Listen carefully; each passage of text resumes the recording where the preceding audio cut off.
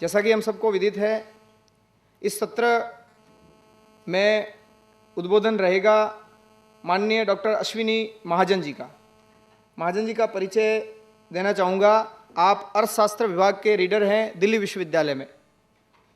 प्रसिद्ध स्तंभकार है। स्वदेशी जागरण मंच के विभिन्न दायित्वों का निर्वहन करते हुए वर्तमान में आप दिल्ली, पंजाब, हरियाणा, हिमाचल, जम्मू क्षेत्र के संयोजक हैं एवं स्वदेशी जागरण मंच की जो राष्ट्रीय संचालन समिति है उसके सदस्य हैं। खुदरा व्यापार में विदेशी पूंजी निवेश के विरुद्ध देश में जो माहौल बना है उसके मध्य आदरणीय अश्विनी जी की बहुत बड़ी भूमिका रही है, जिसके परिणाम स्वरूप वर्तमान में जो बहुराष्ट्रीय कंपनियां हैं वो परेशानियां जो राष्ट्र में हो रही है वो झेल रही है। अब मैं आमंत्रित करूंगा डॉक्टर अश्विनी जी महाजन को अपने उद्बोधन के लिए कि खुदरा व्यापार में बड़े निगमों का प्रवेश विषय पर हमें उद्बोधन दें। आदरणीय डॉक्टर अश्विनी महाजन जी। सत्र के अंत में प्रश्नोत्तर के लिए समय रहेगा। आदरणीय डॉक्टर अश्विनी महाजन जी।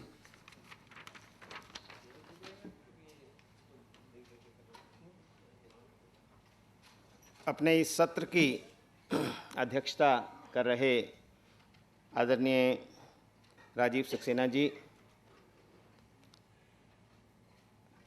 अपना मंच का संचालन कर रहे मैं आपका नाम बोल रहा हूँ, चारण जी, भाई चारण जी, इस सभागार में उपस्थित देश के विभिन्न भागों से आए कार्यकर्ता, बंधु और बहनों,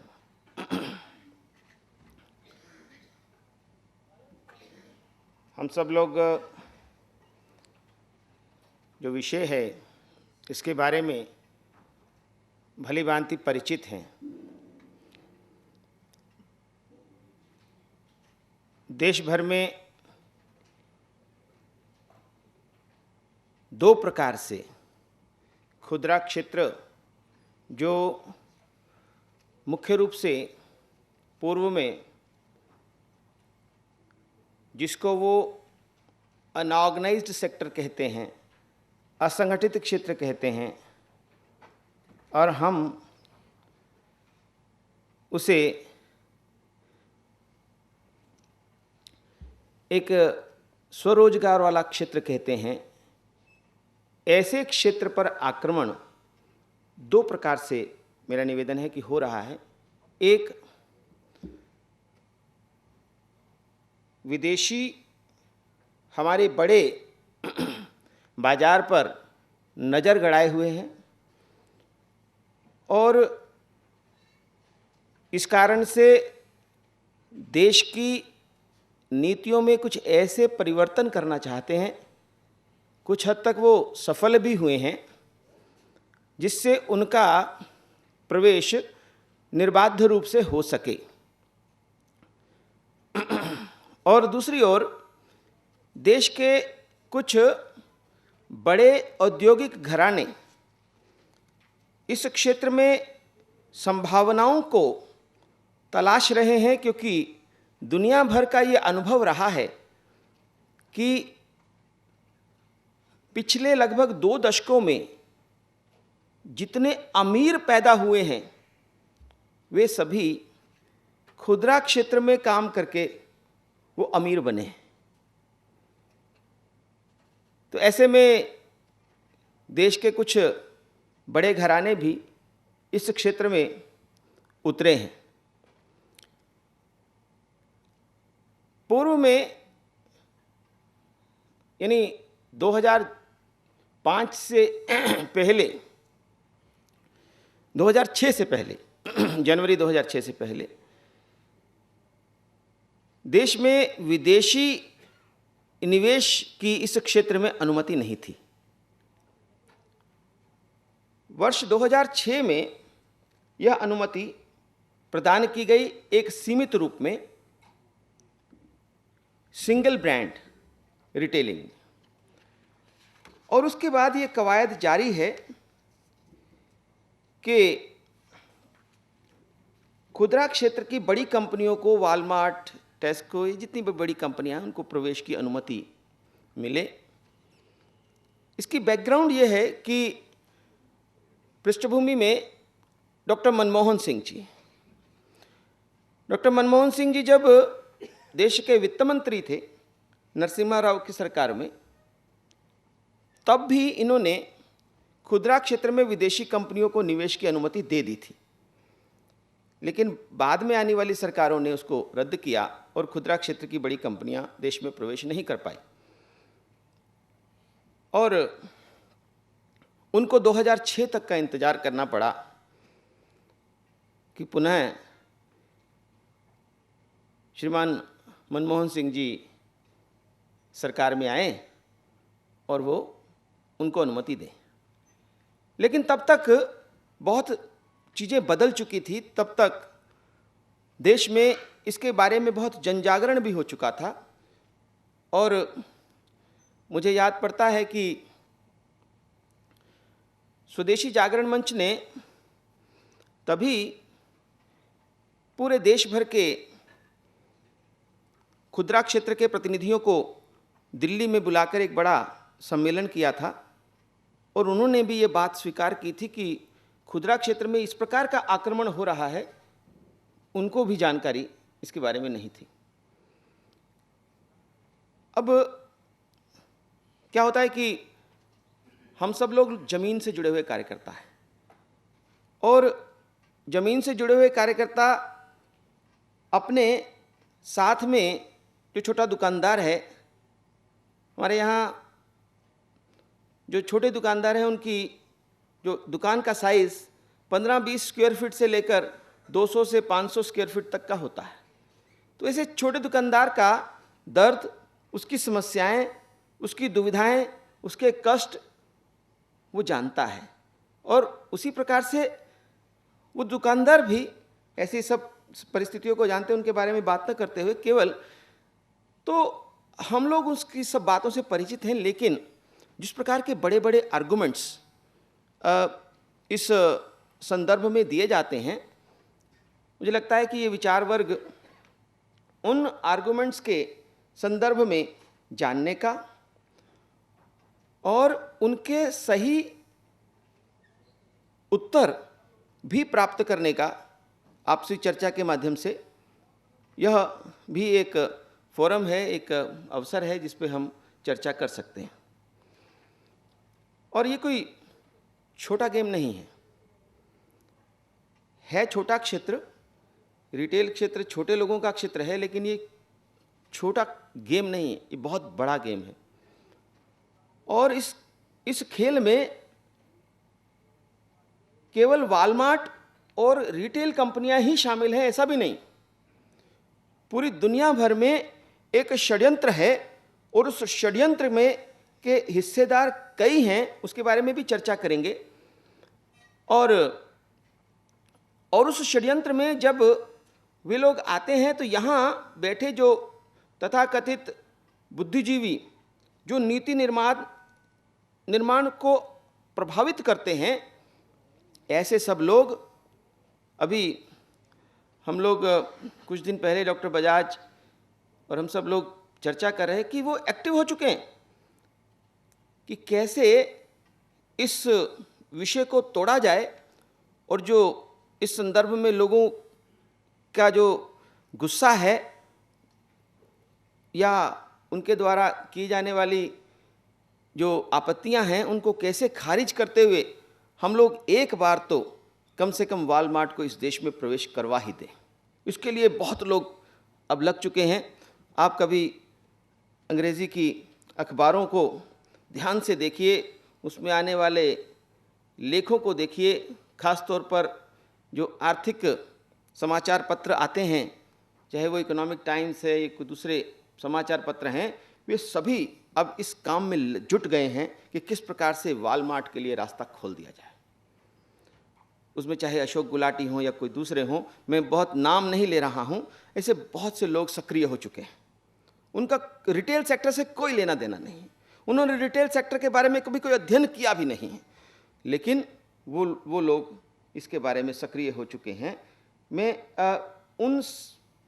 उन तर्कों के संदर्भ में भी यहाँ बात करना चाहूँगा, क्योंकि हमारे जो कार्यकर्ता जब क्षेत्र में जाते हैं तो उनको उन सब तर्कों का सामना करना पड़ता है कि जो विरोधियों के द्वारा दिए जाते हैं कि रिटेल सेक्टर आ जाएगा तो क्या हो जाएगा, वॉलमार्ट आ जाएगा तो क्या हो जाएगा, यानी बहुत सारी चीज़ें हैं जिसके बारे में अभी मुझे लगता है कि चर्चा हम कर सकेंगे। रिटेल यानी है क्या? हम सब लोग जानते हैं, कोई समझने की बात नहीं कि रिटेल तो बहुत पुराना व्यवसाय है देश का। और पहले लोग ऊँटों पर, घोड़ों पर, बैलगाड़ियों पर ले जा करके सामान बेचा करते थे। फिर कुछ स्थायी व्यवस्थाएं भी निर्माण हो गई। तो एक ऐसी गतिविधि जिसमें वस्तुओं और सेवाओं को बेचा जाता है डायरेक्ट कंजम्पशन, हाउस होल्ड इस्तेमाल के लिए, वो रिटेल है। रिटेल दुनिया का सबसे बड़ा उद्योग है। लगभग अभी $7 ट्रिलियन का यह उद्योग हो चुका है। ये जो इसको जिसको हम ऑर्गेनाइज रिटेलिंग कहते हैं, यानी जो कंपनियों के द्वारा चलाई जाने वाला जो खुदरा व्यापार है, यह लगभग 1960 में शुरू हुआ। क्योंकि पहले तो सब छोटे छोटे स्टोर्स होते थे, और जहाँ विदेशों में भी जो हम स्टोर्स की कल्पना करते थे वो चेन ऑफ स्टोर्स होते थे, यानी छोटे स्टोर्स, बड़े स्टोर्स होते थे लेकिन इतने बड़े स्टोर्स नहीं जितने वॉलमार्ट होता है। वॉलमार्ट का जो एवरेज साइज है शॉप का वो है 85,000 स्क्वायर फीट, 85,000 स्क्वायर फीट, यानी एवरेज साइज। 65,000 स्क्वायर फीट का भी होता है, 1,50,000 स्क्वायर फीट का भी है, लेकिन average size is 85,000 square feet. उसमें कितने फुटबॉल के मैदान बनते हैं उसकी आप कल्पना कर सकते हैं, लेकिन वो फुटबॉल खेलने के लिए नहीं आ रहे, वो माल बेचने के लिए आ रहे हैं। और जैसे जैसे ये रिटेलर्स वहाँ आए हैं, वैसे वैसे छोटे दुकानदार वैनिश होते चले गए, समाप्त होते चले गए। और उसकी जो प्रतिशत है, आप आगे बढ़ाएंगे, कोई है कि नहीं है यहाँ पर?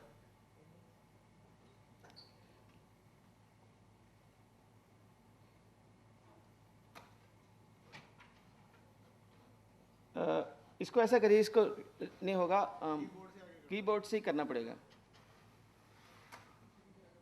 नीचे इंडिकेटर से, और इससे आगे बढ़ाएंगे।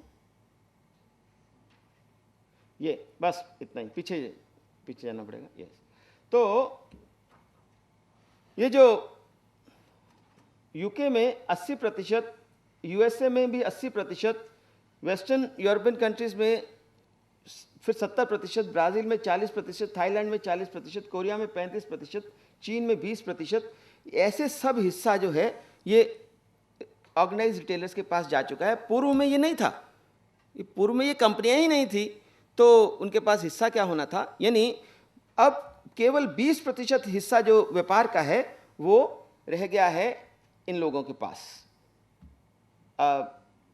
छोटे रिटेलर्स के पास। और बाकी जो बड़ा हिस्सा है 80% से 70 से 80% वेस्टर्न कंट्रीज और यूएसए में, और उसके बाद ब्राज़ील में 40% तक आ गए। लेकिन अब धीरे धीरे ये और बढ़ता जा रहा है, छोटे दुकानदार धीरे धीरे समाप्त होते जा रहे हैं, ऐसा यह जो आंकड़े हैं। और भारत में अभी इसका हिस्सा 5% का है, लेकिन जिस स्पीड से सरकार बढ़ाने की कोशिश करी, और अगर हमारी स्पीड उसके बराबर नहीं रही तो यह हिस्सा भी उसके बराबर जाने वाला है। तो ये एक छोटी सी बात हमें ध्यान में रखनी होगी। केवल थोड़े ही समय में 1981 से लेकर 99 ऐसे जो छोटे दुकानदार थे यूके में, इंग्लैंड में 56,862 थे, जिसकी संख्या 25,800 रह गई। यूरोप में कुल मिलाकर के 4 लाख रिटेलर्स थे कुल यूरोप में 1970-80 के बीच में। वो धीरे धीरे करके कम होते चले गए, और मात्र 80%, मात्र 20% ही उसमें से बचे हैं। अब ये क्यों आना चाहते हैं यहाँ? वो अपने देश में क्यों नहीं रहते? क्या होता है कि जब एक स्थान पर सब घास चर ली तो वो जिसको कहते हैं कि सर्च फॉर न्यू पेस्चर, यानी नए चरागाहों की तलाश, और उस नए चरागाहों में जो विक्टिम बनता है वो भारत सरीखे देश बनते हैं, ऐसा हमारे सामने दिखाई दे रहा है जिस प्रकार से सरकार की नीतियां चल रही हैं। विशेष तौर पर ये जो ऑर्गेनाइज रिटेलर्स आए, खासतौर पे खाने पीने की चीज़ों में, वहाँ भी भारतीयों को ही नुकसान हुआ। यानी इंग्लैंड में भारतीय बहुत बड़ी संख्या में छोटे छोटे रेस्टोरेंट्स चलाते थे, वो लगभग उनको बंद करने पड़े और भारतीयों को वहाँ नुकसान भारी मात्रा में हुआ। और इसके ये जो इनकी स्ट्रैटेजी क्या होती है, ये जो इकोनॉमिक टाइम्स का ये कहना है कि पिछले 10 सालों में यूके में जो भारी मात्रा में भारतीय रेस्टोरेंट्स है वो बंद हुए। नेक्स्ट चलेंगे। नेक्स्ट। अब इनकी स्ट्रैटेजी क्या है, ये क्या चाहते क्या है? इनकी स्ट्रैटेजी बड़ी सिंपल होती है कि छोटे दुकानदार को समाप्त करना है, तो उसके लिए क्या कर सकते हैं। इनकी इसको कहते हैं कि यहाँ लिखा है डीप पॉकेट्स, यानी इनकी जेबें बड़ी डीप होती हैं, यानी उसमें बहुत पैसे होते हैं। वो कैसे? भारत का कुल जो रिटेल बिजनेस है वो लगभग 4 लाख करोड़ रुपए का है, और अमेरिका का रिटेल बिजनेस जो है वो 52 लाख करोड़ रुपए का है। अब जो 4 लाख करोड़ रुपए का और 52 लाख करोड़ रुपए, उसमें से आधा हिस्सा जो है वो वॉलमार्ट के पास है, यानी 26 लाख करोड़ रुपए। यानी भारत से लगभग 6.5 गुना ज़्यादा व्यापार मात्र अमेरिका में ही वॉलमार्ट कर रहा है। तो समझ सकते हैं कि उनके पास कितनी धनराशि है। ऐसे में 10, 20, 50 हज़ार करोड़ रुपया नुकसान करना उनके लिए बहुत बड़ी बात नहीं है। ऐसे में आप मुझे कोई एक क्षेत्र दे दीजिए, अगर मुझे इस प्रकार के हथकंडे अपनाने हों तो मैं किसी भी बड़े शहर में जाकर किसी का भी व्यवसाय बंद कर सकता हूं, अगर मैं अपनी जेब से 10-20 हज़ार करोड़ रुपए खर्च कर दूं। बड़ा सिंपल होता है कि माल अपना सस्ता बेचो और दुकानदार बाहर। ऐसा नहीं है कि भारतीय जो व्यापारी हैं वो बहुत मार्जिन्स रखते हैं। ऐसे अध्ययन आए हैं कि जो बताते हैं कि भारत में रिटेल का मार्जिन दुनिया में सबसे कम है। अब ये कहते हैं कि हम तो केवल थोड़ा सा मार्जिन लेते हैं। इसके ऊपर हम आएंगे, चर्चा के इस पर भी होगी। तो ये जो अपनी डीप साइज पॉकेट्स हैं, इसके माध्यम से ये प्रयास करते हैं कि अपने विरोधियों को, अपने जो कॉम्पिटिटर्स हैं उनको समाप्त कर दें। और यही नहीं करते, ये अपने क्लाउड का इस्तेमाल करते हैं, अपने प्रभाव का इस्तेमाल करते हैं, अपने पैसे के प्रभाव का इस्तेमाल करते हैं, और उस पैसे से वो हिलेरी क्लिंटन को खरीदते हैं।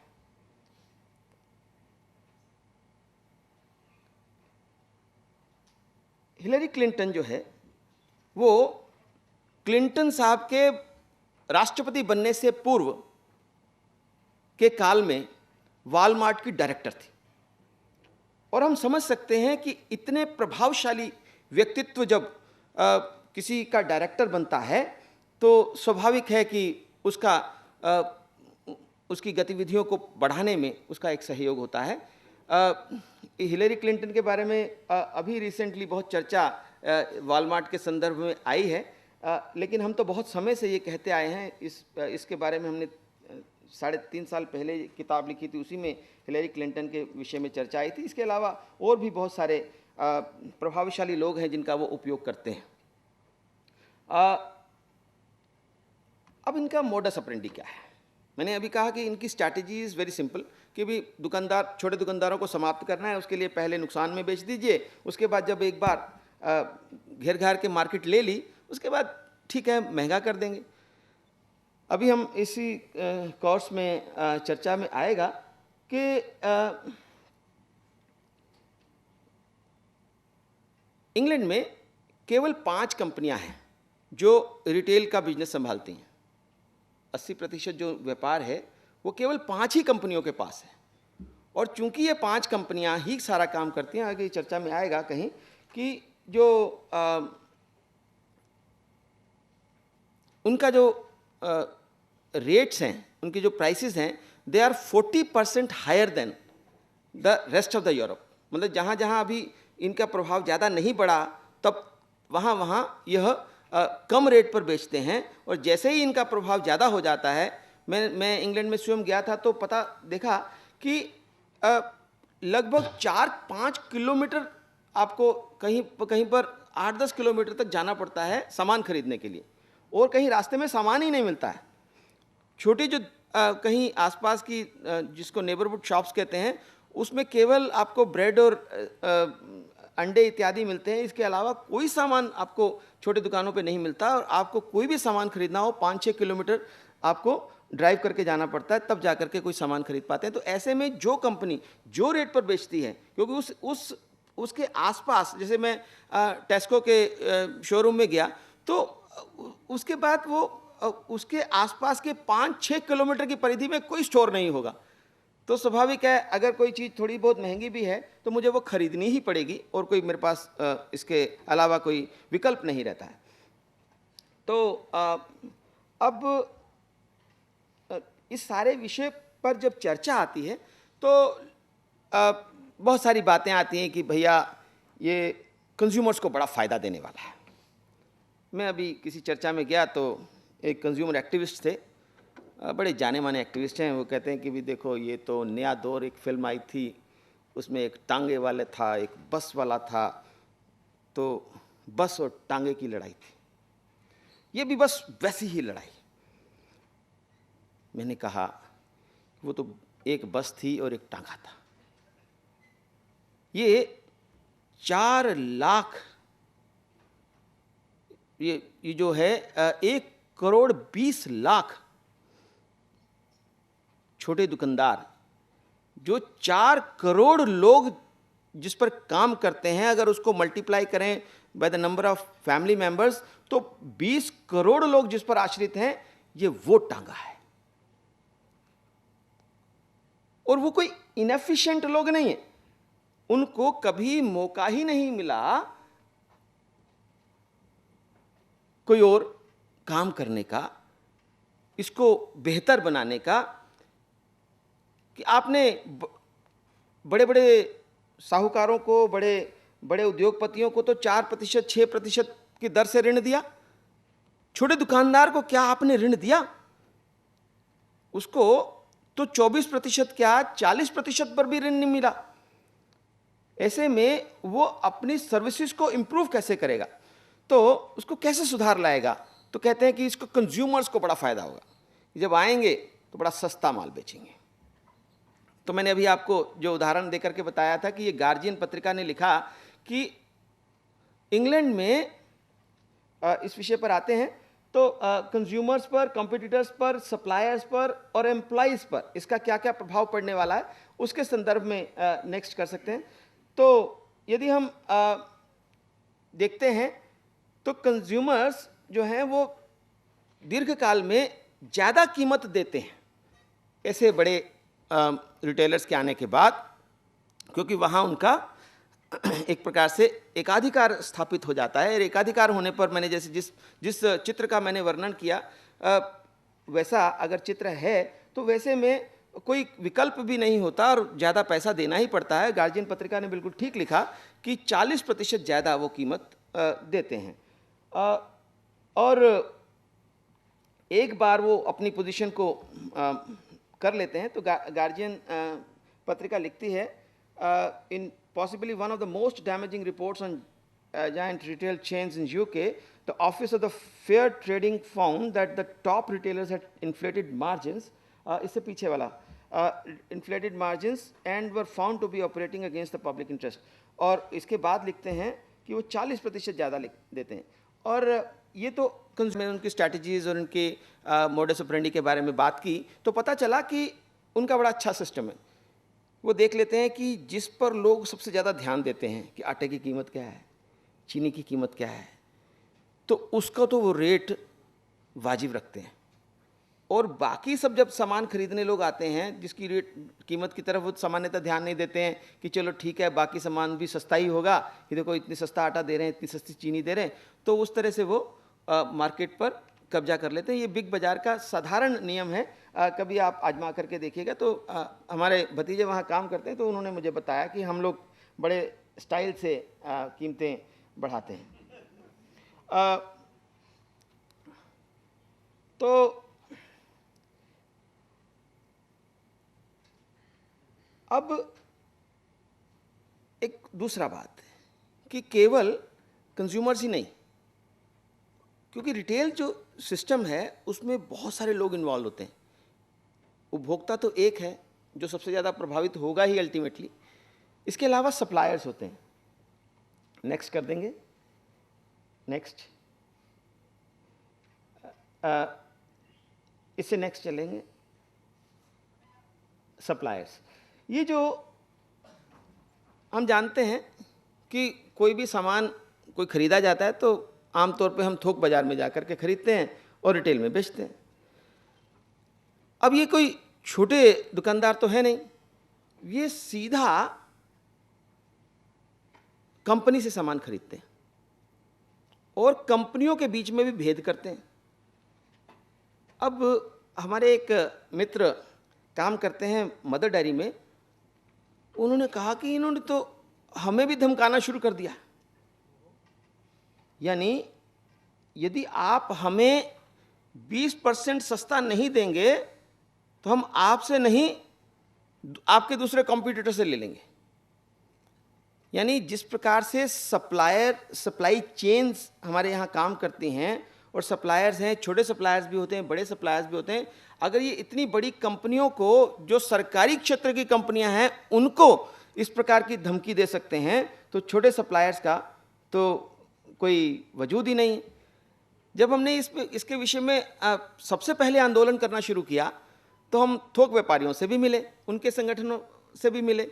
उन्होंने कहा अरे रिटेल सेक्टर, रिटेलर्स की कॉन्फ्रेंस है, हम क्यों जाएंगे वहाँ पर, हम तो थोक व्यापारी हैं। हमने कहा कि आपको मालूम है कि उसका प्रभाव क्या पड़ने वाला है। तो जब हमने ये सारी बात उनको बताई कि ये बड़े जो रिटेलर्स होते हैं, ऑर्गेनाइज रिटेलर्स होते हैं, ये आपसे नहीं खरीदने वाले, तो तब उनको ध्यान में आया कि दिल्ली की खारी बावली वाले या दूसरे जो बड़े थोक दुकानदार हैं कि उनका भी वजूद मिटने वाला है, तो वो भी हमारे साथ चले आए। तो ये जो सप्लायर्स हैं, इन पर खासी मार पड़ती है।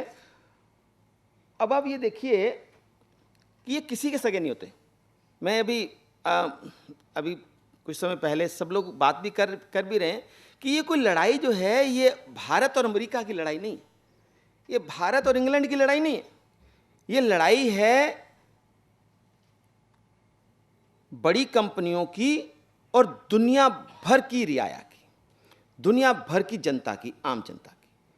क्योंकि ये सारी चीज़ों का जो लाभ है वो बड़ी कंपनियां उठा रही हैं, और जितनी ग्लोबलाइजेशन, भूमंडलीकरण हो रहा है, उसका लाभ केवल और केवल बड़ी कंपनियों को मिला है। चाहे वो वॉलमार्ट हो, चाहे वो वॉलमार्ट, और मैं वॉलमार्ट की जब बात करता हूं तो उसमें वो सब शामिल हो जाती हैं जो वॉलमार्ट सरीखी बड़ी कंपनियां हैं। चाहे वो कारगिल हो जो दुनिया भर में एग्रीकल्चरल प्रोडक्ट्स खरीदती है, चाहे वो मॉन्सेंटो सरीखी एग्रीकल्चरल इनपुट्स की कंपनियां हो, केवल और केवल वही कमा रही हैं, और दुनिया भर के लोग या तो बेरोजगार हो रहे हैं, या गरीब हो रहे हैं, या भूख से मर रहे हैं। तो केवल ये जो है, ये किसी के सगे नहीं होते। बड़ी सामान्य बात है कि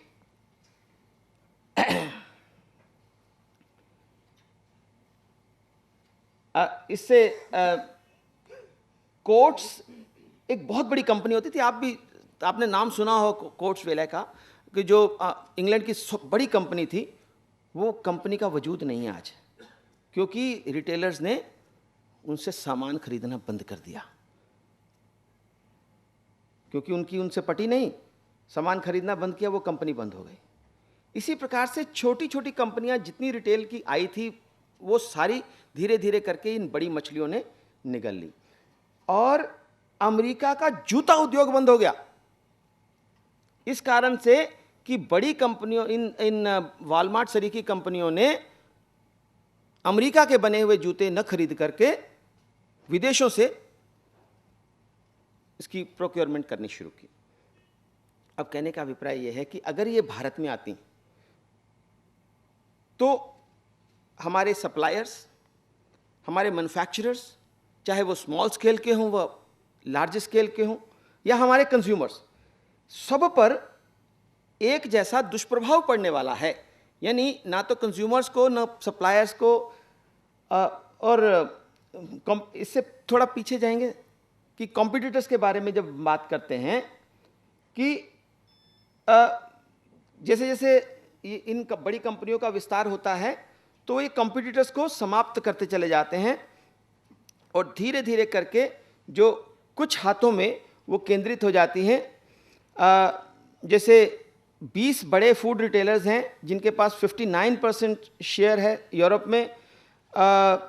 5 रिटेलर्स हैं 2000 में बताया कि 99% शेयर नॉर्वे में, 94% स्वीडन में। यानी इस प्रकार से कंसंट्रेशन ऑफ ओवरऑल मार्केट ये सामने दिखाई देता है कि ये केवल बहुत छोटे दुकानदार को ही नहीं, अपने से छोटे जो कॉम्पिटिटर्स हैं उनको भी फिनिश कर देते हैं, और उसके बाद बचता है तो केवल बड़ा और बहुत बड़ा एक वॉलमार्ट, जिसके पास इतना पैसा है कि वो सभी प्रकार के कॉम्पिटिशन्स को समाप्त करके पूरी दुनिया के बाजार पर कब्जा करने में सक्षम है।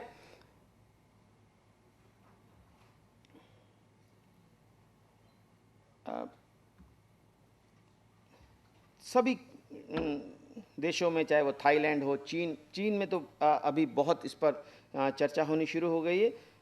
लगभग 25-30% अब तक चीन का जो बाजार है वो रिटेलर्स के हाथ में जा चुका है। चीन पर बहुत लिटरेचर है, बहुत चर्चा इस थोड़े समय में नहीं हो सकती। कुल मिलाकर के अब भारत एक ऐसा देश बचता है, नेक्स्ट चलेंगे, आगे चलेंगे, 3-4 इसको स्किप कर दीजिए। भारत एक ऐसा देश है जिसमें वो बहुत अब आना चाहते हैं। बहुत थोड़ी सी मार्केट्स बची हैं, उसमें से भारत एक बचा हुआ है। अब हमारे जो छोटे रिटेलर्स हैं वो किस प्रकार के लोग हैं? कहते हैं कि भी हम जो नए बड़े रिटेलर्स आएंगे उससे जॉब्स बड़ी क्रिएट होंगी। ये बात बहुत कही जाती है, कोई भी आपसे बात करेगा अरे वहाँ भी तो जॉब्स मिलेंगी ना लोगों को। तो अब आप ये बताइए कि जो रिटेलर्स हमारे यहाँ काम करते हैं, क्या वो रिटेलर्स या हमारे जो छोटे दुकानदार हैं, क्या उनके पास कोई और विकल्प है काम करने का? क्या वो बिग बाज़ार में काम कर सकते हैं?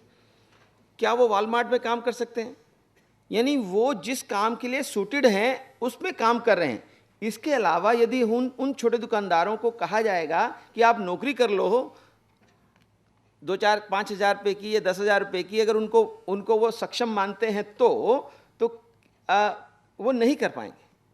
यानी पहले तो वो उनको सेलेक्ट ही नहीं करेंगे, अगर सेलेक्ट भी कर लिया तो वो काम नहीं कर सकते। यानी एक बहुत बड़ा क्षेत्र है जो 4 करोड़ लोगों का ऐसा बड़ा क्षेत्र जो बिल्कुल जॉबलेस हो जाएगा, क्योंकि उसके अलावा उनके पास और कोई काम करने का साधन ही नहीं। ना उनको मजदूरी करनी आती है, ना वो फैक्ट्री में काम कर सकते हैं, ना वो दफ्तर में काम कर सकते हैं, और किसी प्रकार के और जॉब्स की अपॉर्चुनिटीज़ हैं भी नहीं।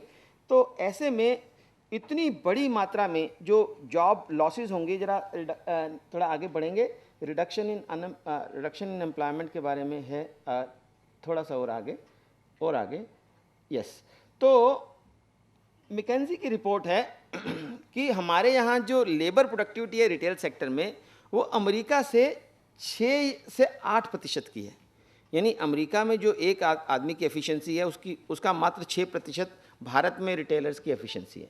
यानी इनके हिसाब से भी अगर वो एक आदमी को एम्प्लॉय करेंगे अपने स्टोर में, इसका चूँकि अर्थशास्त्र का विद्यार्थी हूँ तो उस नाते से इसको कंपेयर करें तो एक लेबर को अगर वो एम्प्लॉयमेंट देंगे तो 15 लोग यहाँ अनएम्प्लॉयड होंगे। यानी इवन इफ वी अंडरस्टैंड कि वो वो कुछ लोगों को एम्प्लॉयमेंट दे देंगे तो कुछ लोग बेरोजगार होंगे, तो कंपनसेट हो जाएगा एक दूसरे का। तो चलो कहीं तो कहीं जॉब क्रिएट हुई, लेकिन अगर एक जॉब भी वो क्रिएट करते हैं तो भी 15 लोगों को वो अनएम्प्लॉयड करने वाले हैं। ये मैकेंजी की रिपोर्ट बिल्कुल साफ कहती है कि हमारे यहाँ जो लेबर प्रोडक्टिविटी है रिटेल सेक्टर में वो मात्र 6% है। अभी जो हम चर्चा कर रहे थे कि भारत सरकार की जो खुदरा क्षेत्र में विदेशी निवेश की जो नीति है, 24 जनवरी 2006 को भारत सरकार ने एक नियम बनाकर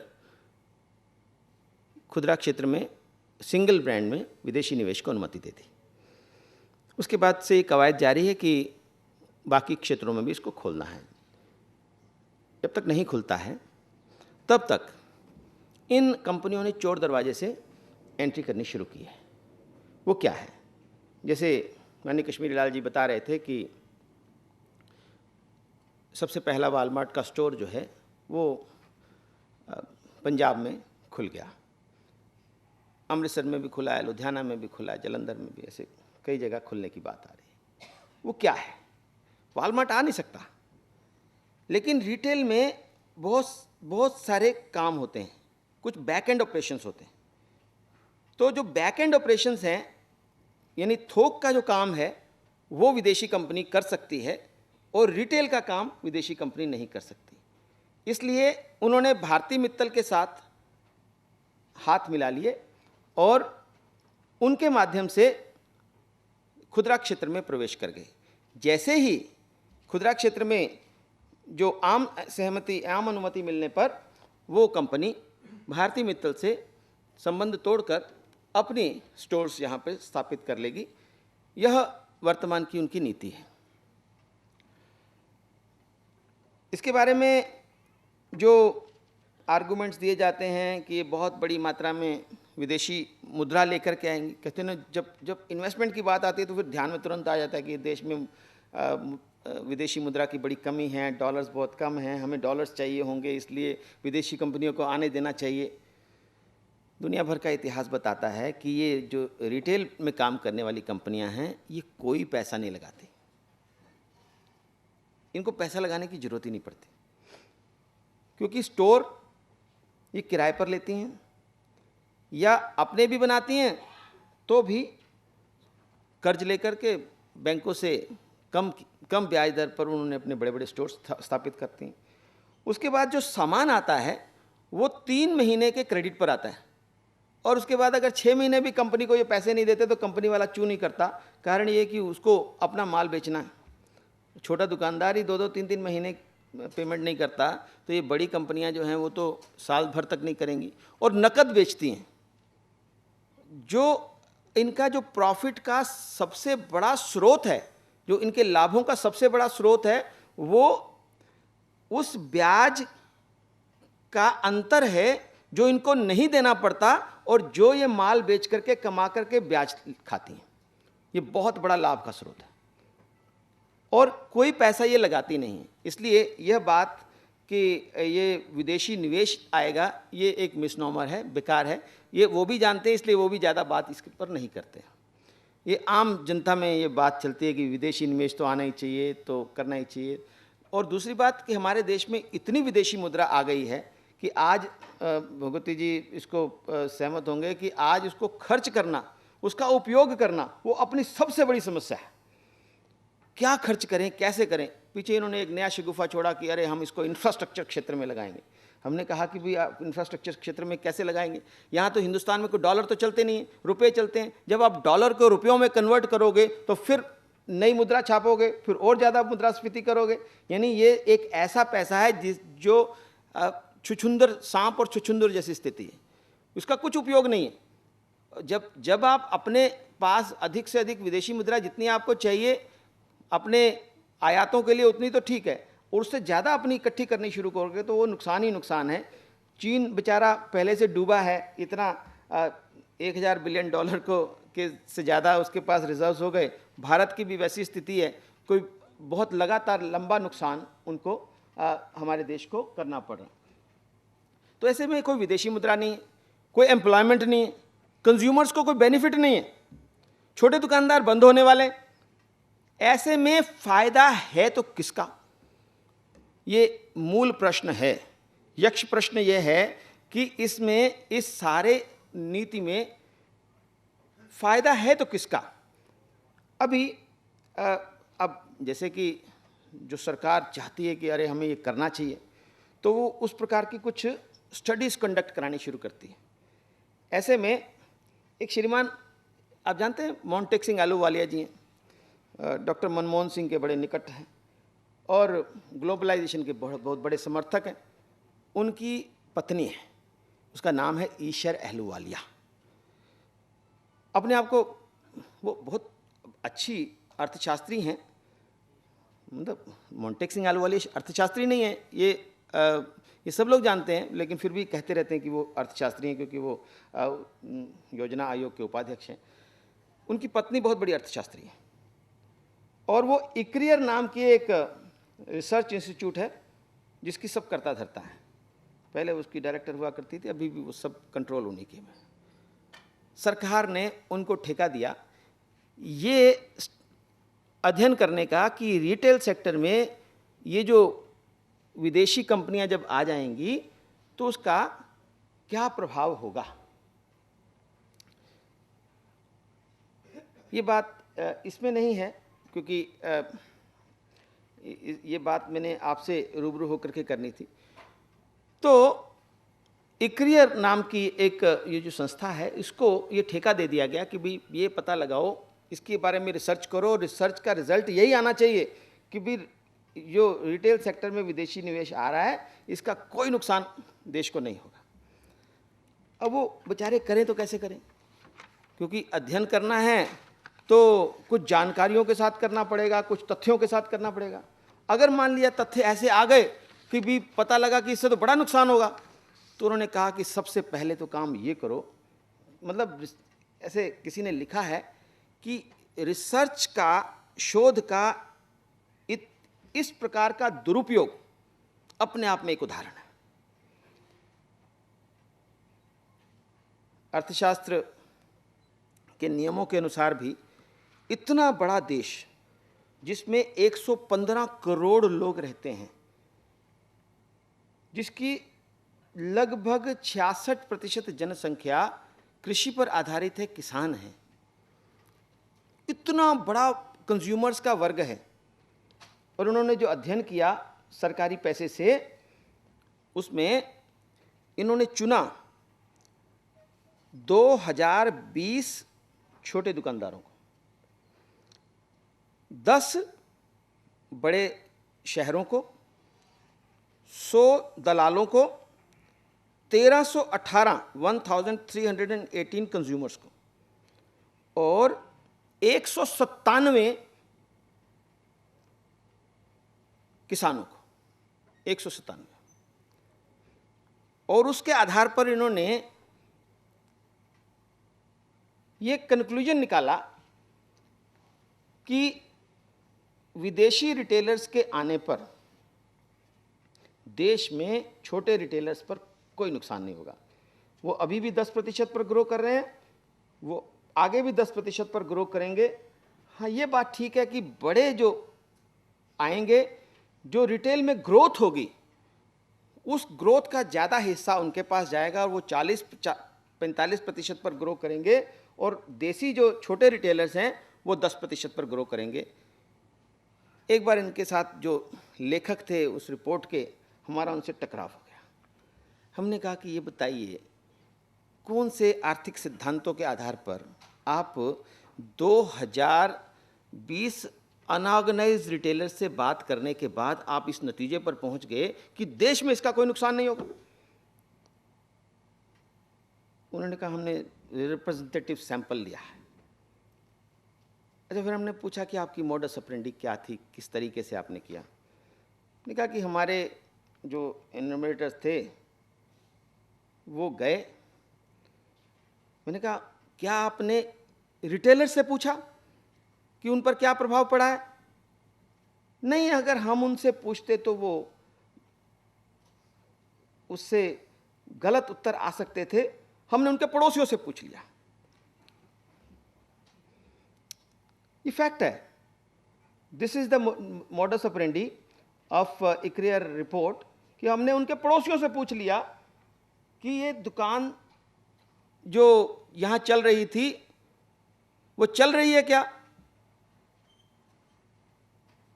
बंद दुकान मिली। लेकिन हमने उसके पड़ोसी से पूछा, उसने कहा हाँ कभी कभी आके खुलता है, तो बंद नहीं हुई है। और खुद वो मानते हैं कि इससे हर साल 2% दुकानें बंद होंगी। लेकिन रिटेल सेक्टर कैसे ग्रो करेगा, इसकी एक्सप्लेनेशन उन्हीं के पास है जो अभी तक उन्होंने किसी को दी नहीं। 197 किसानों से पूछा कि भाई ये जो रिटेलर्स आ गए हैं, जो देसी रिटेलर्स आए हैं, इससे आपको क्या हुआ? अरे हमें बहुत फायदा हुआ है। हमारे एक दोस्त राजकुमार भाटिया जी यहाँ पर उपस्थित होंगे तो वो बता पाएंगे। तो वो सब्जी मंडी में आड़त का काम करते हैं। तो 197 किसानों से पूछा, हमने कहा कौन से 197 किसान थे? कुछ दाल पैदा करने वाले थे, दूसरे थे, नहीं वो गोभी पैदा करने वाले थे। यानी गोभी पैदा करने वाले 197 किसानों से पूछा और उस आधार पर आपने ये निर्णय ले लिया कि किसानों को इससे बहुत लाभ होने वाला है, क्योंकि इससे जो रिटेलर्स आएंगे वो इनसे ज़्यादा दाम पर सामान खरीदेंगे और उनको बहुत अच्छी कीमत मिलेगी। 197 किसानों से पूछा। इक्रियर की रिपोर्ट कोई अनइम्पॉर्टेंट रिपोर्ट नहीं है। इस रिपोर्ट के आधार पर सरकार अपनी नीति को बदलने जा रही और ऐसे कंज्यूमर से पूछा 1318 से। अब 1318 कंज्यूमर से आप पूछोगे, 197 किसानों से पूछोगे, 2000 रिटेलर्स से पूछोगे, उनसे भी ठीक तरह से पूछोगे भी नहीं और अपने निर्णय पर पहुंचोगे और सरकार को ये रिपोर्ट दे दोगे। ये मानते हैं कि ये छोटा सिंपल है, ये मानते हैं कि ये बहुत मानने योग्य हमारे रिजल्ट्स नहीं हैं।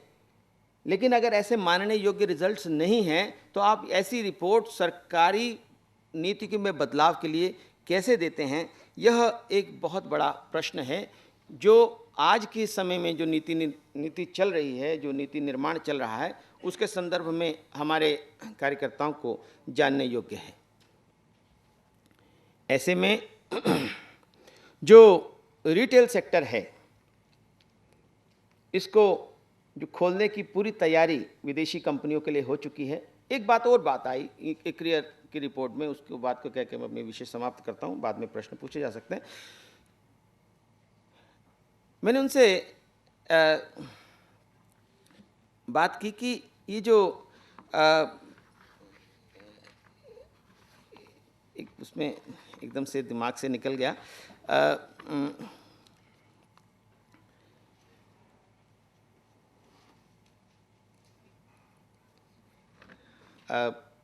चलिए बात करते करते ध्यान में आएगा तो उनसे जो हमारी बातचीत हुई उसमें पुनः वो बात रिवाइव हो जाएगी। तो इस बात के साथ मैं अपना विषय समाप्त करता हूं। और अभी ऐसा आदेश हुआ था कि अगर इसमें प्रश्नोत्तर हों तो बेहतर रहेगा, तो हम प्रश्नोत्तर कर सकते हैं।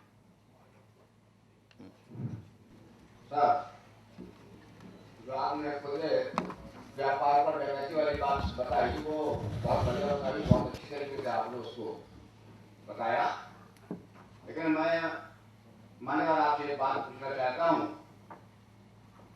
कि क्या कांग्रेस सरकार एक ऐसी सरकार है जो हिंदुस्तान को फिर से गुलाम बना देना चाहती है? क्योंकि कांग्रेस सरकार में जो हमारे मनमोहन सिंह जी हैं वो अर्थशास्त्री भी हैं और राव साहब के जमाने में वो वित्त मंत्री भी रहे। हम लोगों के दिमाग में ये बात है कि हमें क्या क्या नुकसान पहुंच सकता, तो हमारे प्रधानमंत्री जी के दिमाग में ये बात क्यों नहीं आ रही कि हमें क्या क्या नुकसान पहुंच सकता है, फिर भी उस इस काम करने के लिए आगे के लिए अग्रसर हैं और वो रास्ते खुल रहे हैं। तो मैं मालूम करना चाहता हूँ कि वो क्या लाभ इसमें देख रहे हैं जो विदेशी कंपनियों को यहाँ बुलाने के लिए लड़ाई थे, उनको क्या लाभ दिख रहा है ये मैं मालूम करना चाहता हूँ। एक ही बार में करें सब कि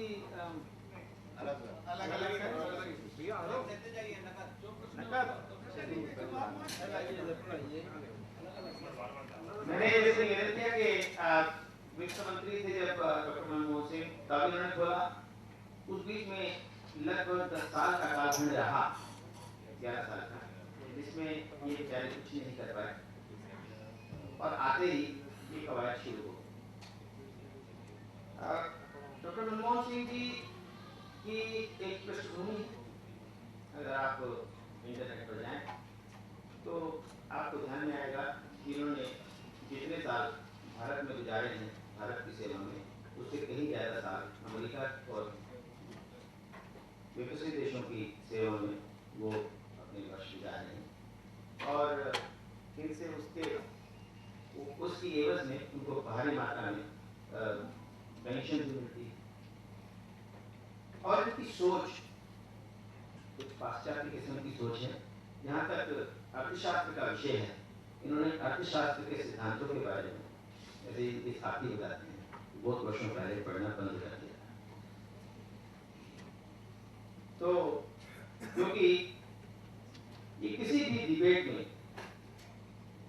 हम तो हमेशा ख्याल नहीं देते हैं कि हमारे प्रभुति जी हैं तो इनके साथ ही डिबेट पर आ जाए, तो वो अभी तक उन्होंने वो डिबेट स्वीकार नहीं किए।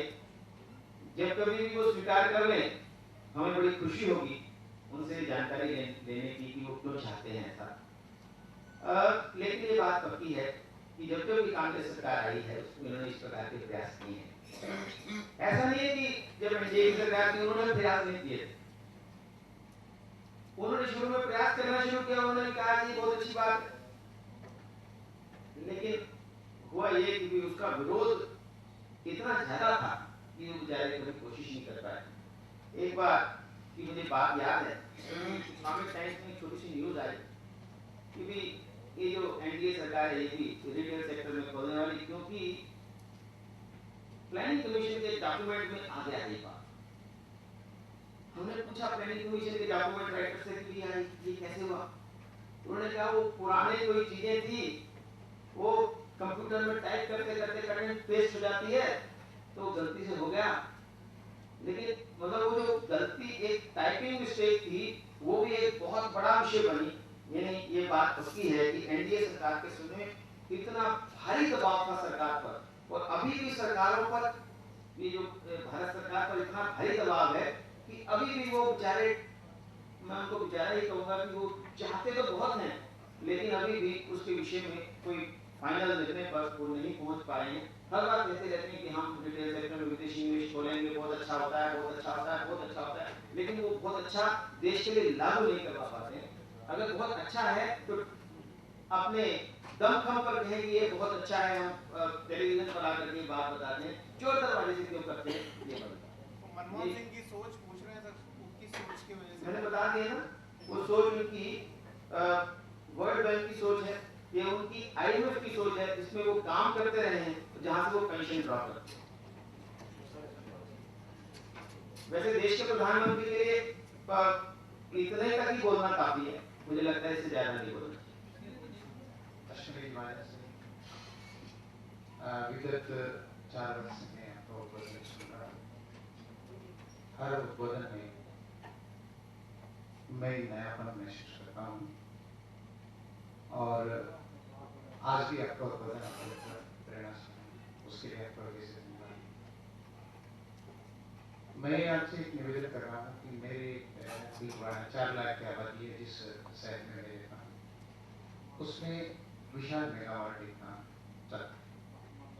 हमने उसके आसपास की लगभग 100 दुकानों का सर्वेक्षण किया और ये पाया कि विगत 3 वर्ष के अंदर लगभग 17% बिक्री कम।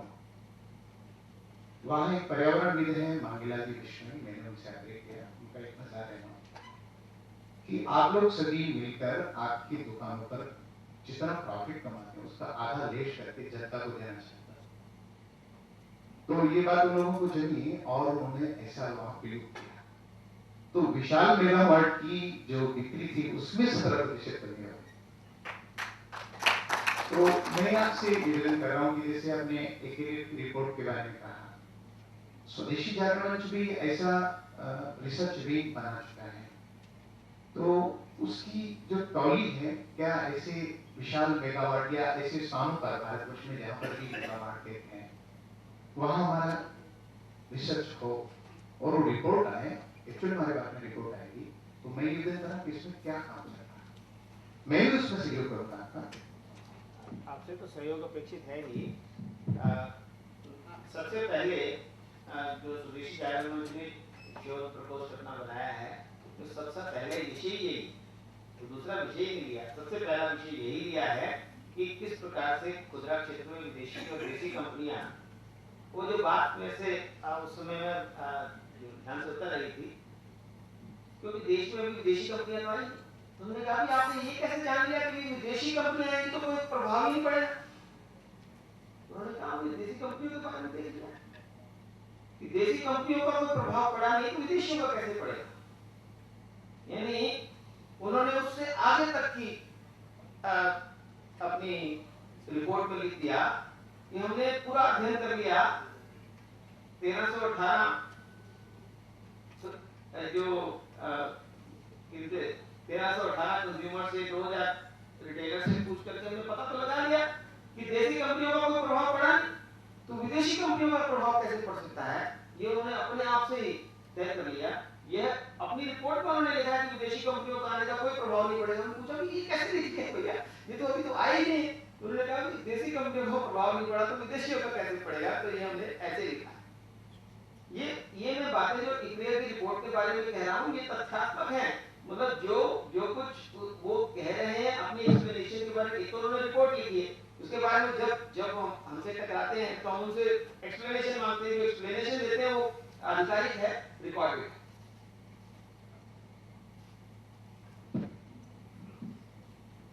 अश्विनी जी, अभी ये जो पंजाब में कुछ दिनों पहले सुनाया था कि वॉलमार्ट ने अपना स्टोर शुरू किया है, और अभी आपने बताया कि सुनील मित्तल के साथ में, तो अभी वो किस तरह से ऑपरेट कर रहे हैं, यानी एक तो ये थोड़ा स्पष्ट हो जाए, और क्योंकि उसकी बहुत अखबारों में बहुत प्रचार प्रसार हुआ था कि वॉलमार्ट शुरू हो गया, और दूसरा है कि अभी जिस तरह से इनका दबाव बन रहा है, तो अभी भारत सरकार में नीति के स्तर पे यानी जो सरकार की मनोस्थिति है कि रिटेल में हम एफडीआई के लिए रास्ता खोलेंगे, तो अभी क्या स्थिति है, ये कितनी दूर अभी हमको मान के चलना चाहिए कि ये संकट हमारे सामने है, ताकि ये रिटेल सेक्टर को बचाने के लिए हम अपनी स्वदेशी की रणनीति बना सकें। आप कितने तेज हो वो उतने धीमे हैं, जितने आप धीमे हो उतने ही वो तेज हैं।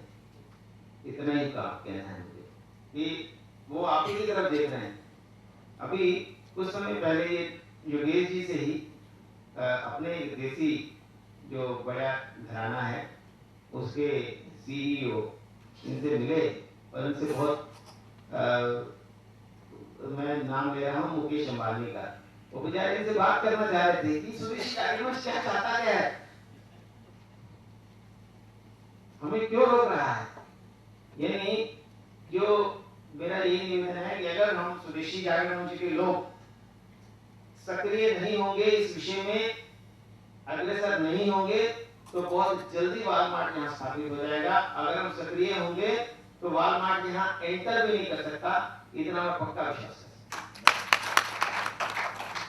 क्योंकि ये जो वॉलमार्ट वहां आया है वो मैंने अभी कहा कि ये चोर दरवाजा है, क्योंकि अभी रिटेल सेक्टर में विदेशी निवेश की अनुमति नहीं है।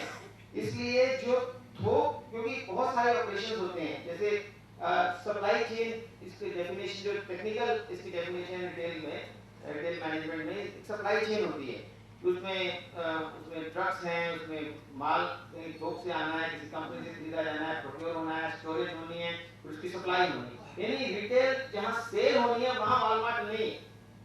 लेकिन चूंकि सारे पूरे ऑपरेशंस का नाम एक रिटेल चेन का है, तो उस रिटेल चेन के अंतिम छोर पर सुनील मित्तल खड़ा है, बाकी सब छोरों पर वॉलमार्ट का है। इसलिए केवल हमने उस छोर को पकड़े रखना है और वहां तक वॉलमार्ट को नहीं आने देना है, केवल इस संकल्प के साथ। ध्यान देना चाहता हूँ। एक तो जो भी आपने कहा कि वो जो एक रिसर्च हुआ कि देसी कंपनियां जो रिटेल सेक्टर में हैं उनका उतना व्यापक प्रभाव रिटेल सेक्टर पर नहीं हो रहा है। और वास्तव में ये तो अध्ययन का विषय है कि उनका कितना प्रभाव हो रहा है या नहीं हो रहा है। मैं दो उदाहरण अमृतसर की देना चाहूंगा। अभी जब वॉलमार्ट आया अमृतसर में तो उसके बाद से हम लोगों ने थोड़ा आसपास के अपने शहर में अध्ययन करना शुरू किया। तो पिछले 2 वर्षों में रिलायंस के 12 स्टोर रिटेल सेक्टर में ऐसे बड़े खुले थे अमृतसर में। उनमें से 10 स्टोर बंद हो चुके हैं, मात्र 2 चल रहे हैं। और जो चल रहे हैं उनसे भी बातचीत करने पर पता चला कि घाटे में चल रहे हैं और शायद आने वाले समय में बंद हो जाएंगे। ऐसे ही मोर करके एक कंपनी है, उसने भी लगभग 16 स्टोर अपने अमृतसर में खोले। सबसे पहले वही आए थे, रिलायंस बाद में आया। वो 16 के 16 स्टोर अब बंद हो गए 2 साल में। तो ये सारे स्टोर क्यों बंद हो रहे हैं? एक मोटा सा कारण यही ध्यान में आया कि जितना बिजनेस उन्होंने सोचा था उस अनुपात में उनको नहीं मिला होगा, या जितना घाटा वो सहन कर सकते थे घाटा उससे ज्यादा हो गया, वो बंद करके चले गए।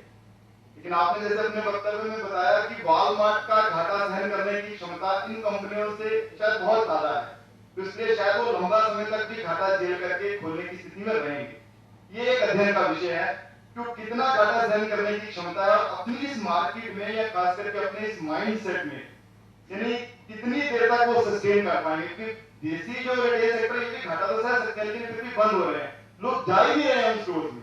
अब मैं वॉलमार्ट पे आता हूँ।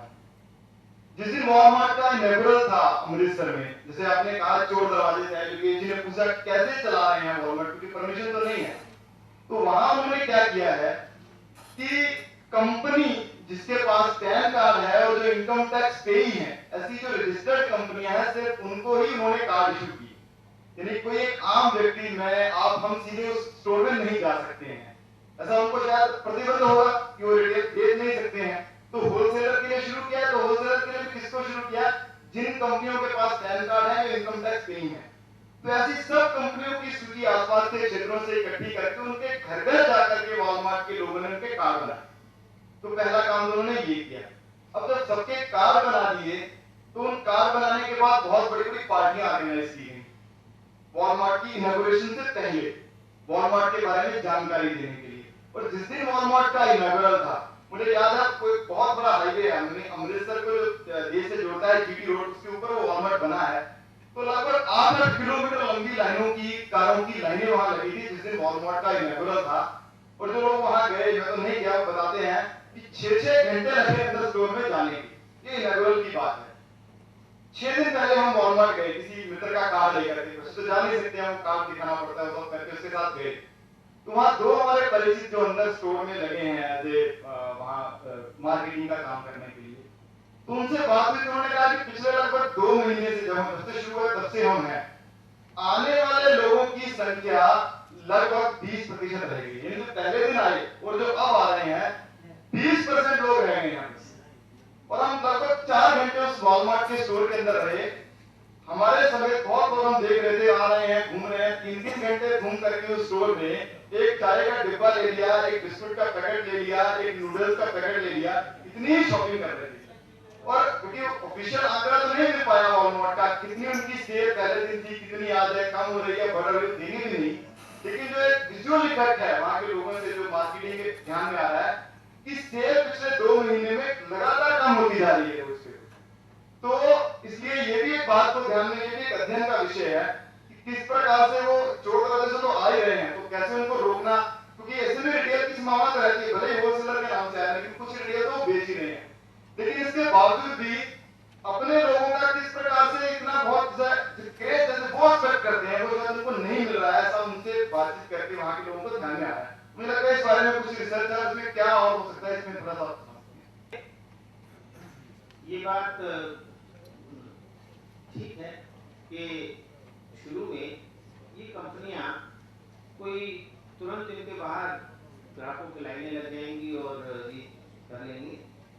मुख्य रूप से इनका, मैंने अभी जैसे निवेदन किया कि ये धीरे धीरे करके मार्केट को कब्जाना चाहते हैं। उस मार्केट को कब्जाने के लिए क्या क्या हथकंडे अपना सकते हैं वो अपनाते हैं। इसमें कोई हमें दो राय होनी नहीं चाहिए, क्योंकि ये डीप पॉकेट्स के साथ आते हैं, पैसा लेकर के आते हैं और उसके बाद इनको मालूम है वो पैसा कैसे वापस लेना है।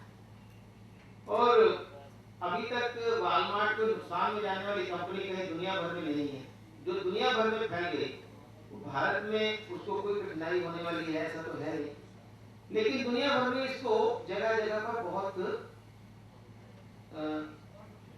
ज्यादा विरोध का सामना करना पड़ा और अपने ही देश अमेरिका में कई जगह पर उनको वहां प्रतिबंधित किया गया।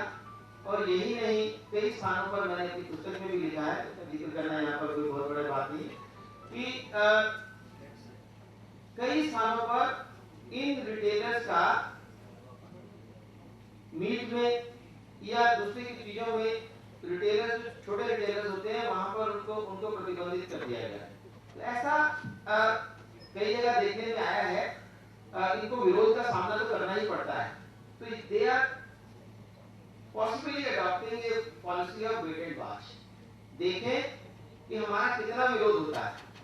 जैसे ही विरोध खत्म होता है वैसे ही इनकी क्षमता है कि कितनी भी बड़ी मात्रा में, कितनी भी बड़ी संख्या में स्टोर्स खोल सकते हैं। पहले तो ये केवल, और वहां तो अब अखबारों में उन्होंने लिखवाना शुरू कर दिया है, आपने अखबारें पढ़ी होंगी कि जो विरोध का इनको लग रहा था कि विरोध होगा वो विरोध नहीं हो रहा। तो ये चैलेंज है आप पंजाब के कार्यकर्ताओं के लिए कि वो कह रहे हैं कि देखो विरोध नहीं हो रहा। तो मेरा मतलब ये मैं चैलेंज नहीं दे रहा हूँ, ये अखबारों ने चैलेंज देना शुरू किया है कि स्वदेशी जागरण मंच को भी कुछ कर देगा, उनका कोई विरोध नहीं हो रहा। तो इसलिए मुझे लगता है कि विरोध करना और उनको विरोध अंतिम सीमा तक करना, उनको बाहर तक खदेड़ करके अमेरिका तक पहुंचा के आना, तो ये हमारा उद्देश्य होना चाहिए। मुझे लगता है हम सफल होंगे, इसमें कोई बहुत बड़ी बात नहीं है। अगर अमेरिका जैसे देशों में जहां 20 लोगों को इकट्ठा करना बड़ा मुश्किल होता है, जहां स्वदेशी जागरण मंच के हजारों कार्यकर्ता, जिनके पीछे लाखों की संख्या में, करोड़ों की संख्या में जनता जिसके पीछे है, मुझे नहीं लगता कि हम इस वॉलमार्ट को रोकना कोई कठिन काम होगा, हम जीतेंगे। आपके इस खुदरा व्यापार में जो कुछ भी आपने बताया, मैंने बहुत कुछ सीखने का प्रयास किया और उसका एक विशद अध्ययन करने के पश्चात मैंने जो कुछ भी अपना कंक्लूजन निकाला है, मेरे समझ में नहीं आ रहा कि हम जब भी अमेरिका की कंपनियां आती है और हमारे मार्केट पर अपना इंपैक्ट छोड़ने का काम करती हैं, तो ज्यादातर जनमानस हम सब चिल्लाने लगते हैं। लेकिन जब वहीं पर चाइना का सामान हमारे मार्केट में आता है, हमारे सामान को ज्यादातर क्लोज करने का काम करता है, तो उसको चाइना की जो टॉय आ रहे हैं और तमाम प्रकार की चीजें आती है, उसको कम हो बल्ला मचाती है, तभी ज्यादातर चाइना हमारे यहाँ से अपने कमाई करने का काम कर रहा है। तो मेरे नहीं समझ में आ रहा, जरा इसको समझाने का प्रयास करिए कि अभी चाइना के सामान को हम लेते हैं और जब वॉलमार्ट का सामान आता है तो हम विरोध करते हैं। इसी प्रकार से जितने भी चीजें हैं, अब ऐसा क्यों हो रहा है, इसको मैं जानना चाहता हूँ। चीन का सामान आना भारत के लिए बहुत ही अहितकारी है और भारत के बाजारों के लिए, भारत के उद्योगों के लिए, खासतौर पर लघु उद्योगों के लिए इस जागरण में लगातार इस बारे में अभियान भी लेता है, काम भी करता है। लेकिन ये जो खुदरा क्षेत्र में विदेशी कंपनियां आ रही हैं, इसको हम कोई अमेरिका की कोई एक कंपनी आ रही है उसके संदर्भ में इसका विचार करते हैं, ऐसा नहीं। मैंने अपने वक्तव्य के प्रारंभ में ही आपसे निवेदन किया था कि एक बहुत बड़े अंतर्राष्ट्रीय षड्यंत्र का एकमात्र हिस्सा है। दुनिया में 3 प्रकार की कंपनियां इस समय फल फूल रही हैं। वॉलमार्ट और वॉलमार्ट से की कंपनियां तो हैं ही, लेकिन एक है जो प्रोक्योर करती हैं, एग्रीकल्चरल प्रोडक्ट्स की खरीद करती हैं दुनिया भर में। ऐसी सबसे बड़ी कंपनी है कारगिल। उस सरीखी कंपनियां, चाहे वो ऑस्ट्रेलियन मीट कोड हो या कोई दूसरी कंपनियां हो, ऐसी तमाम कंपनियां हैं जो एग्रीकल्चरल प्रोडक्ट्स की खरीद करती हैं। और वो कंपनियां एक ऐसी कंपनियां भी हैं जो केवल खरीद ही नहीं करती हैं कि बाजार में जाके सामान खरीद लिया और अपने भंडारों में रख लिया और उसके बाद फ्यूचर में बेच दिया, फिर उसके ऊपर लाभ कमाया, केवल इतना ही नहीं है। पूरी देश के एग्रीकल्चर के ऊपर कब्जा करने की एक कोशिश है और उसके लिए कानून में पहले से ही बदलाव करवाया जा चुका है। एपीएमसी एक्ट बदल चुका है लगभग सभी प्रांतों में और अब कंपनियों के पास ऐसे अधिकार आ गए हैं कि वो किसानों को के साथ कोई भी कर सकता था। यहाँ पर हमेशा से बटेदारी की खेती रहती है, हम हमेशा लोग दूसरों से खेती करवाते हैं ठेके पर। ठेकेदारी प्रथा इस देश में एग्रीकल्चर की नई नहीं है। नया क्या है? नया यह है कि कंपनियां अपने बीज, अपनी खाद, अपना पैसा और अपने द्वारा एक कीमत की एश्योरेंस के नाम पर किसानों से ठेके पर खेती कराए। और देश की, इससे पूर्व के वक्तव्य में ये बात आ चुकी है कि देश की जैव विविधता पर बहुत बड़ा खतरा इसके साथ आ रहा है। केवल जैव विविधता पर ही खतरा नहीं है, किसान के अस्तित्व पर खतरा है। और जब पंजाब के किसान से कहा कि हम 4 पे 80 पैसे किलो आपसे टमाटर ले देंगे, जब टमाटर पैदा हो गया तो कहा कि 1.5 रुपए किलो खरीदेंगे। ऐसे में केवल पंजाब के टमाटर उत्पादक किसानों की बात नहीं है, पूरे देश भर में ठेके पर खेती और वो कंपनियां जो ठेके पर खेती कराती हैं, कारगिल तरह की कंपनियां जो परचेज करती हैं, मॉन्सेंटो तरह की कंपनियां जो पूरे देश में बीटी ब्रिंजल से लेकर बीटी कॉटन तमाम प्रकार के ऐसे बीज उत्पादित बीज बेचने की कोशिश कर रही है और किसान को अपने ऊपर आश्रित कर रही है। ऐसी व्यवस्था जिसके कारण आज लाखों विदर्भ के किसान, हजारों आंध्र के किसान, पंजाब के किसान तक आत्महत्या करने के लिए विवश हो रहे हैं। ये पूरी उस व्यवस्था का मात्र एक हिस्सा है वालमार्ट कोई एक कंपनी का नाम नहीं है, एक उस व्यवस्था का नाम है जिसके अंतर्गत ये तमाम बड़ी एग्री बिजनेस जिसको फॉर्म्स कहते हैं, ये इस देश की कृषि पर, इस देश के आर्थिक व्यवस्था पर अपना कब्जा जमाना चाहती है। ये बात नहीं है कि चीन के खिलौनों के कारण हमारे देश पर प्रभाव नहीं होता है, लेकिन एक बहुत बड़ा आक्रमण जब हो रहा हो उसके बारे में उसी प्रकार का प्रयास नीति को प्रभावित करने के लिए कार्यकर्ताओं के उद्बोधन, कार्यकर्ताओं के को आगे बढ़ाने के लिए उनका ठीक प्रकार से प्रशिक्षण उसके लिए भी जरूरी है कि अगर हमने ये काम नहीं किया तो अगर इस देश में वालमार्ट एक बार स्थापित हो गया तो उसके बाद कोई रिवर्स गियर नहीं है, कोई रिवर्स गियर नहीं, वो आगे ही बढ़ता जाए।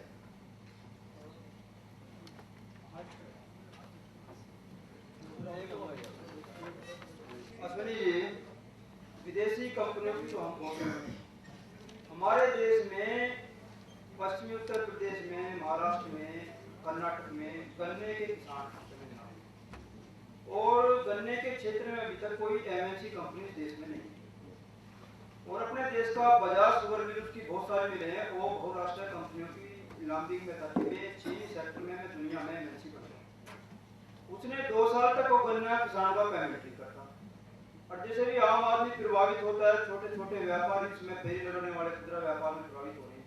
किसान तो सीधा मिल को दे रहा है, करोड़ों किसान प्रभावित हो रहे हैं। 2 साल तक गन्ने का पेमेंट वो नहीं करते। और वो लोगों का जब धरने प्रदर्शन होते हैं तो वहाँ पीएससी लगा दी जाती है, पुलिस लगा दी जाती है, 2-4 किसान शहीद हो जाते हैं और नेता लोग आ जाते हैं। इस तरीके से फिर वो धीरे धीरे अगर बजाज की घेराबंदी नोएडा में उसके ऑफिस में आगे की जाती है और वो 10 करोड़ का खाली चेक पकड़ा जाता है, उसके खिलाफ सरकार कार्रवाई करती तो रातों रात में ऑस्ट्रेलिया बढ़ जाता है। हम विदेशियों का भय तो दिखाते रहते हैं, लेकिन ये जो देश के बड़े बड़े कंजूसियां शोषण कर रहे हैं और रिलायंस भी आगे कि वो प्याज बेचेगा, सब्जी बेचेगा, फेरी वालों की सब उसने ठेकेदारी ले ली है।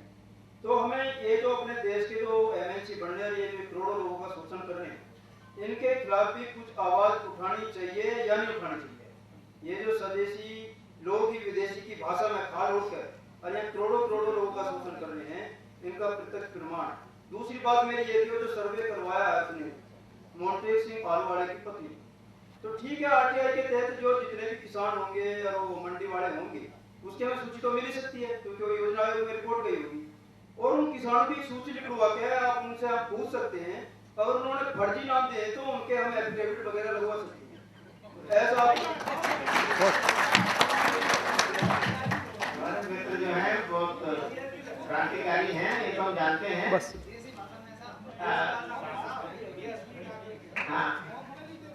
ठीक है पैसा ये जो बजाज पैसे नहीं देता है, ये एक विषय है, बहुत महत्वपूर्ण विषय, ऐसा नहीं एक महत्व का विषय नहीं है। लेकिन मैं जिस एपीएमसी एक्ट की आपसे चर्चा कर रहा हूं, जो पूरे देश भर में लागू हो चुका है, आप ये जान करके आपको ताज्जुब होगा। हमारे मित्र यहाँ अपने विक्रम बनर्जी जी अभी यहाँ थे, अभी बाहर गए होंगे, तो वो वकील है, उनको भी हमने दिया। बड़ा अजीबोगरीब और ऐसा कानून बनाया गया है जो हमारे संविधान के भी अनुकूल नहीं है। कानून क्या है कि जो ठेके पर खेती होगी, जो आपस में अनुबंध होगा, वो जो किसान है, अगर कंपनी अपने अनुबंध का पालन नहीं करती है तो किसान के पास ये अधिकार नहीं है कि वो कंपनी के खिलाफ मुकदमा दायर करे। आप तो अभी मुकदमा दायर कर लेते हो ना कंपनी के खिलाफ, उसमें अधिकार ही नहीं है, और कंपनी के पास अधिकार है कि वो किसान पर मुकदमा दायर कर सके। ये बड़ा अजीब किस्म का कानून है, अध्ययन का विषय है। इसको हमने अधिवक्ता परिषद को दिया है और उन्होंने इस पर बहुत गोष्ठियां भी कराई। तो हमने पूछा कि ऐसा क्यों? उनका कहना है कि देखो, किसान और कंपनी के संबंध इतने मधुर होते हैं कि कौन कंपनी किसान पर केस करने वाली है? तो किसान बेचारा छोटा सा किसान होता है, उसके पास इतनी ताकत ही कहाँ है कि वो कंपनी पर केस दायर कर सके। इसलिए हमने कहा किसान तो कंपनी पर केस दायर नहीं कर सकता, कंपनी कर सकती है लेकिन कंपनी करेगी नहीं, जिसकी ठेकेदारी पहले से सरकार ने ले ली है। इस प्रकार का नियम कायदे कानून बनाए जा रहे हैं, इसके बारे में और ज्यादा अध्ययन की और मुझे लगता है कि उनके खिलाफ काम करने की जरूरत है। और मेरा विशेष निवेदन यहाँ पर मैंने देखा कि मेरा भी बहुत ज्ञानवर्धन हुआ। अलग अलग स्थानों पर राजकुमार चतुर्वेदी जी ने, सुभाष जी ने अपने अपने स्तर पर इसको किया है। तो इन हम केंद्र से बातचीत आपके साथ बातचीत करते हुए अलग अलग स्थानों पर इन बड़े रिटेलर्स के आने के कारण क्या प्रभाव हुआ है, जिसे आपने अध्ययन किया है, उसको और ज्यादा विस्तृत करने के हिसाब से ऐसे कम से कम 15-20 स्थानों पर ऐसा अगर आ जाए तो एक बहुत अच्छा उसका वो आएगा। 2 स्थानों पर जैसे अभी विषय आया ही है, अलग अलग स्थानों पर और भी हुए होंगे और ज्यादा उसको यदि हम कर सकें तो मुझे लगता है कि जो हमारी रिटेल पर जो स्टडी चल रही है उसमें और ज्यादा प्रभाव है। और इन्ने हाथे प्रश्नोत्तर 70 पूरो वियो। अबे मैं निवेदन करूँगा डॉक्टर राजीव सक्सेना जी ने कि पधारो ने धन्यवाद ज्ञापित कराओ।